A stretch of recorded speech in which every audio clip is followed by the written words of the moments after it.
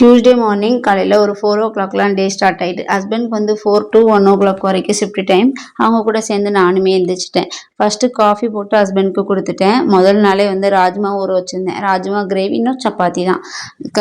ராஜ்மா கிரேவிக்கு வந்து தேவையான வெங்காயம், பூண்டு, அப்புறம் தக்காளி, உருளைக்கிழங்கு இதெல்லாம் ஃபஸ்ட்டு கட் பண்ணி எடுத்து வச்சுட்டேன். கிரேவி வந்து நான் இப்படி தான் பண்ணுவேன் எப்போவுமே. எண்ணெயில் வந்து லவங்கம், பட்டை, அப்புறம் ஜீரகம், கடுகு சேர்த்து தாளிச்சிட்டு வெங்காயம், தட்டின பூண்டு, தக்காளி, உருளைக்கிழங்கு, உப்பு, மஞ்சள் தூள், அப்புறம் சென்னா மசாலா, அப்புறம் மிளகாத்தூள் இதெல்லாம் சேர்த்து நல்லா வதக்கிட்டு ராஜ்மாவும் சேர்த்துட்டு தேவையான அளவு தண்ணி ஊற்றி ஒரு 4-5 விசில் எடுத்துட்டோம்னா சூப்பராக ரெடி ஆயிரும். அப்புறம் கொதிக்க விட்டு கொத்தமல்லி தழை போட்டால் சூப்பராக ரெடி ஆயிரும்.